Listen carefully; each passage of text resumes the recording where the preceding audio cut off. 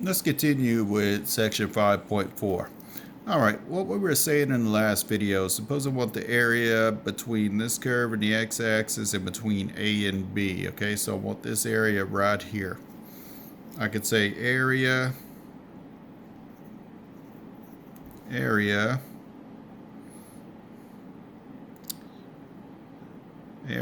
between x is equal to A and x is equal to B between curve and x-axis is equal to the integral from A to B of f of x dx. All right, next let's look at some notation here, okay? Well, no, we won't look at notation. We'll just go straight to this example. All right, let's see.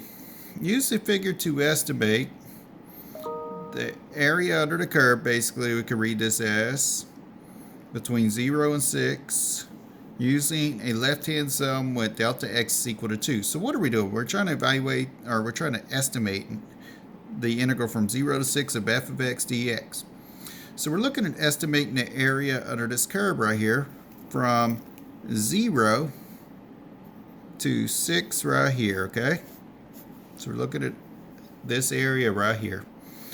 It says use that figure, use a left-hand sum with delta x equal to 2. Well, what is delta x? What does delta x mean? Delta x means the width of each rectangle will be equal to 2, or the length of each interval here would be 2. So then if I make this width right here 2 for a rectangle, my first rectangle is going to look something like that. If we're going to have another rectangle that's going to have a width of delta x is 2, it will look something like this. And my last rectangle is delta x is equal to 2, will look like that. Now, technically it's not a rectangle yet because I have the curve here, but it says make rectangles with a left-hand sum. So I start at the left and I go right like that, make a rectangle. Start at the left, go right. Start at the left and go right.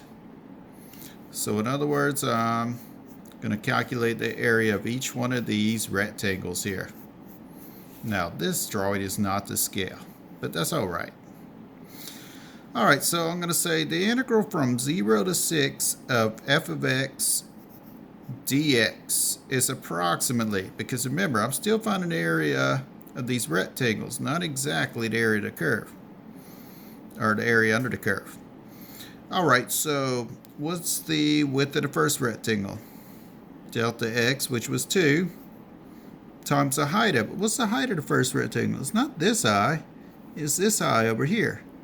And that height is 10.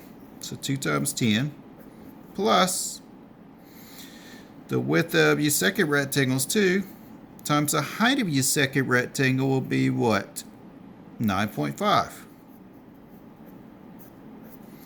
Plus the width of your next rectangle, which is 2, times the height of it, which is 8.25. Okay. At this point, you can just calculate it, sub it, put it into your calculator, whatever, okay? You get 20 plus what? 19 plus 16.5, and what does that give you? That ends up giving you 55.5, or you could say 55.5 is the approximation. Now, why was that approximate? Because I was looking at estimating the area under the curve and I used rectangles. I did not use, say, my antiderivative method for finding that.